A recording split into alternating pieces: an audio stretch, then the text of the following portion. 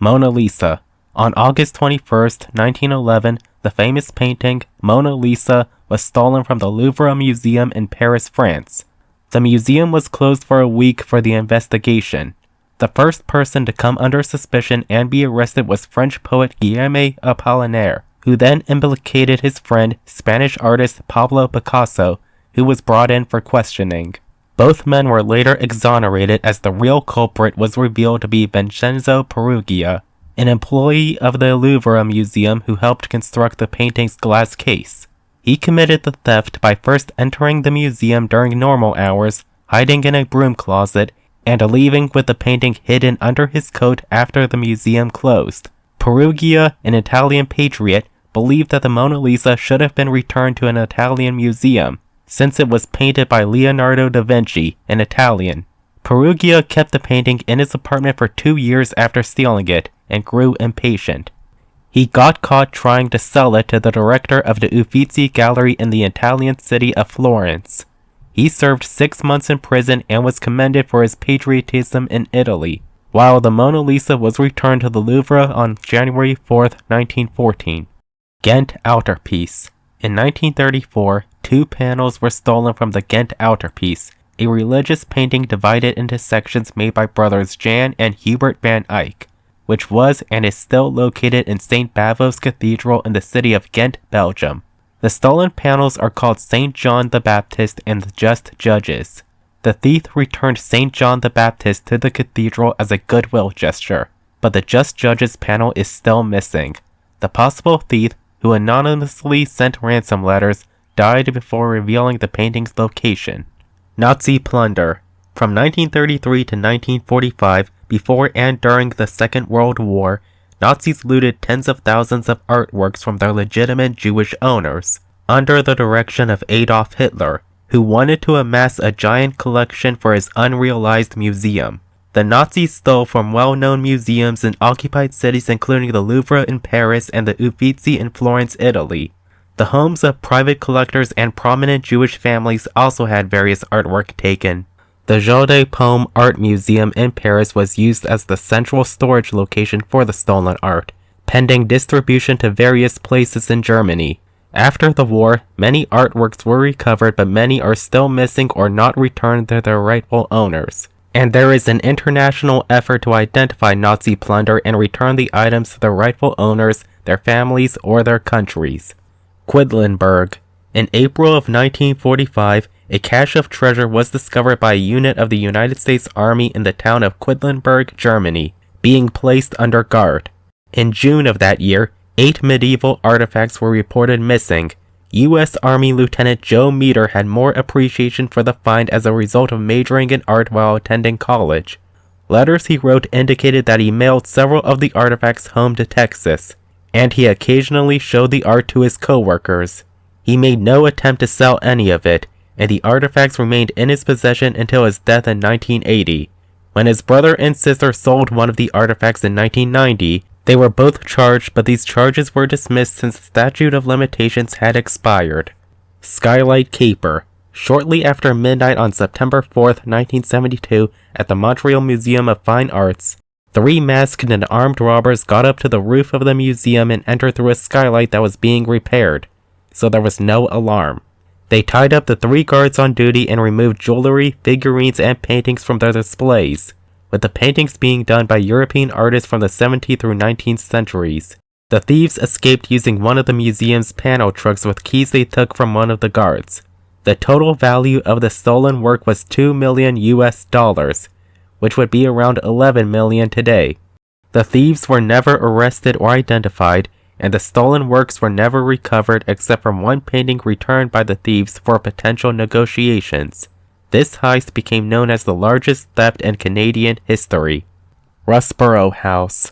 From 1974 to 2002, the Irish estate of the late Sir Alfred Bate, Russborough House, was robbed 4 times, since it contains a private collection of European fine and decorative arts. In 1974, an IRA gang, including British heiress Rose Dugdale, stole 19 paintings worth an estimated £8 million. All of the paintings were recovered and the perpetrators were caught and imprisoned. In 1986, a Dublin gang led by crime boss Martin Cahill stole 18 paintings worth an estimated £30 million, with 16 of these paintings eventually recovered. In 2001, 3 armed men stole 2 paintings worth an estimated £3 million, with both of these paintings recovered the next year. A few days after these were recovered, the house was robbed for the 4th and last time by Cahill's associate Martin Foley, who stole 5 paintings which were later recovered in December of 2002. LA Mayor. On April 15, 1983, the LA Mayor Museum for Islamic Art was burgled and over 200 items were stolen, which included paintings, rare clocks, and watches. One such watch was known as the Marie Antoinette, the crown jewel of the watch collection, and estimated to be worth $30 million. This burglary remained unsolved for over 20 years until a breakthrough happened in August of 2006.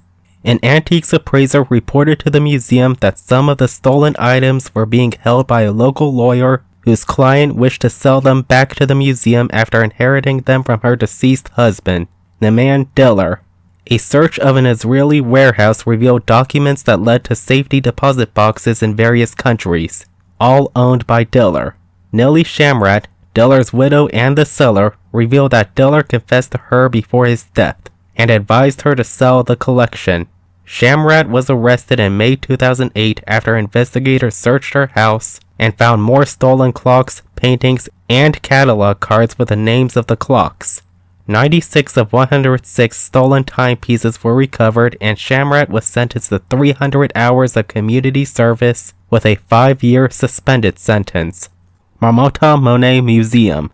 During daylight hours on October 27, 1985, 5 masked gunmen entered the French art museum, Musée Marmottan Monet, stealing 9 paintings while threatening security and visitors. Valued at $12 million, the stolen paintings included the Impression Sunrise by Claude Monet, the founder of the Impressionism movement. Other stolen paintings included Portrait of Jean Monet and Field of Tulips in Holland, also by Claude Monet, along with 2 paintings both called Portrait of Monet, one painted by Pierre-Auguste Renoir and the other by Seiichi Naruse. A tip-off led to the arrest of Yakuza gangster Shunichi Fujikuma in Japan. He planned the theft with Philippe Jamin and Youssef Kamoun, whom he met in a French prison. A catalog in Fujikuma's house led to the recovery of the stolen paintings from the French island Corsica in December 1990. Isabella Stewart Gardner Museum. On March 18, 1990, security guards at the Isabella Stewart Gardner Museum in Boston, Massachusetts, admitted 2 men who were disguised as police officers into the building, as they were claiming to be responding to a disturbance call. The 2 men subdued and tied up the guards and looted the museum over the next hour, making off with 13 works of art estimated to be worth a total of $200 million, though this estimate was raised to $500 million by the year 2000, making it the largest art theft in world history.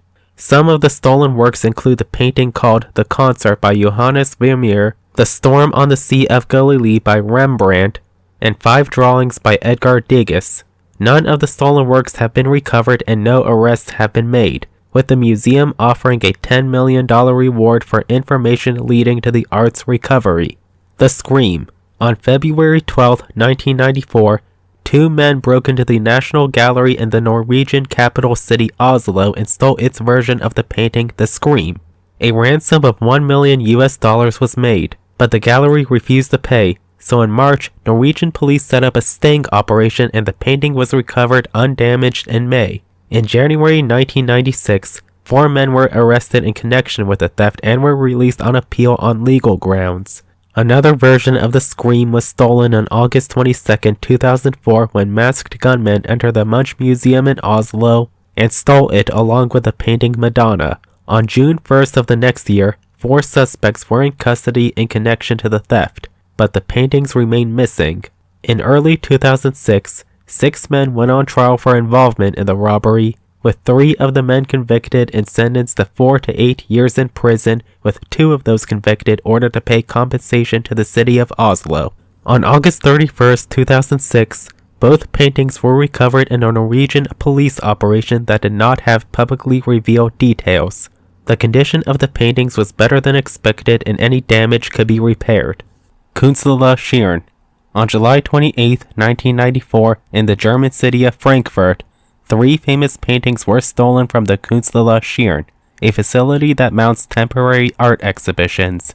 The thieves locked themselves in the building at night and overpowered a security guard. 2 of the paintings were on loan from the Tate Gallery in London. They were Light and Color, Ghost Theory, The Morning After the Deluge, Moses Writing the Book of Genesis, and Shade and Darkness, both painted by J.M.W. Turner. The third painting, Nebelschweden by Caspar David Friedrich, was on loan from the Kunsthalle Hamburg in Hamburg, Germany.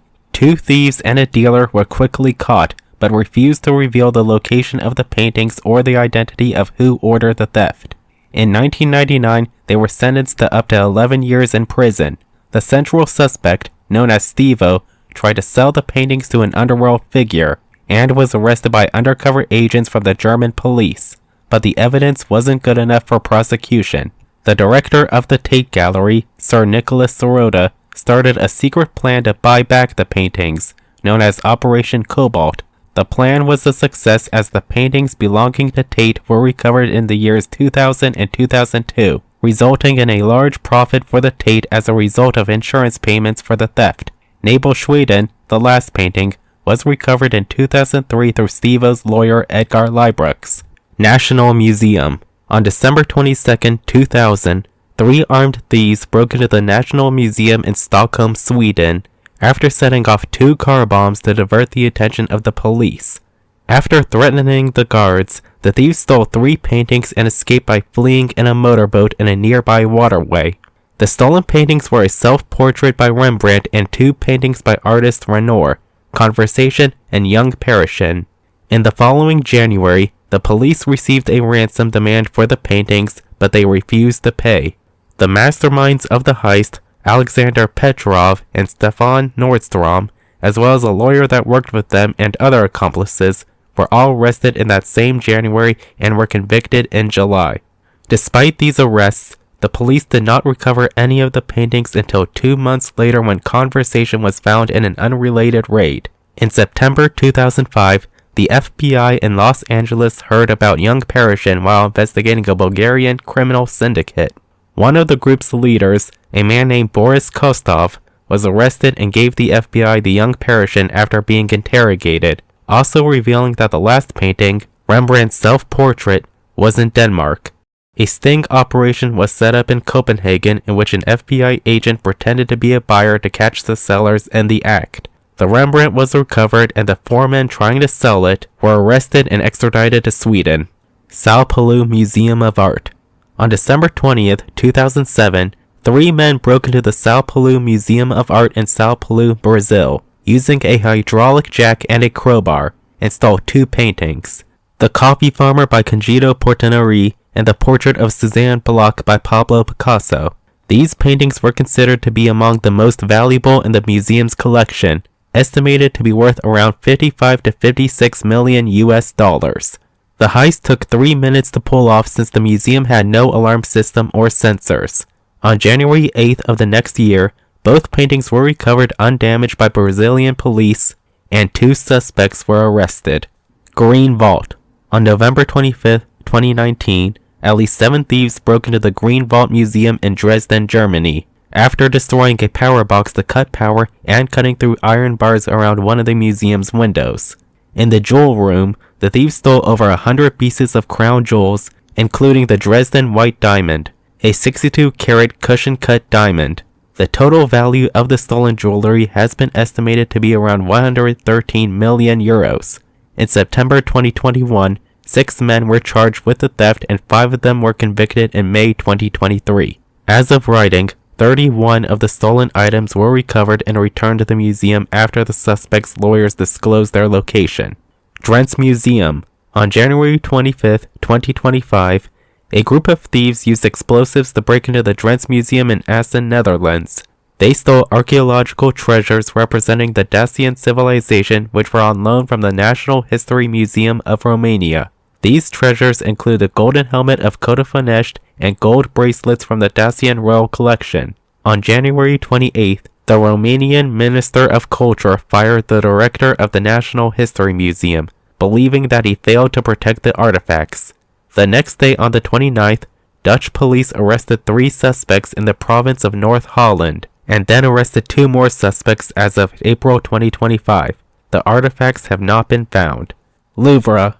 On October 19, 2025, 4 thieves dressed as construction workers broke into the Louvre Museum using a furniture lift to gain access to one of the building's balconies and a disc cutter to cut through a glass window to access the gallery displaying French crown jewels.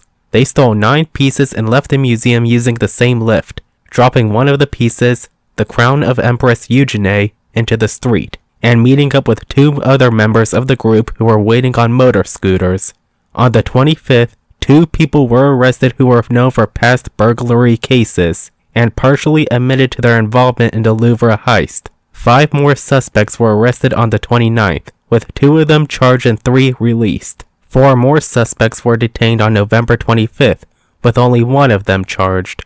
The location of the 8 jewels has not been revealed. In the weeks following the heist, some of the museum's precious jewels were transferred to the Bank of France as a precaution.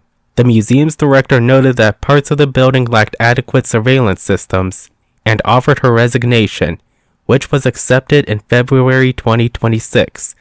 Thanks for watching.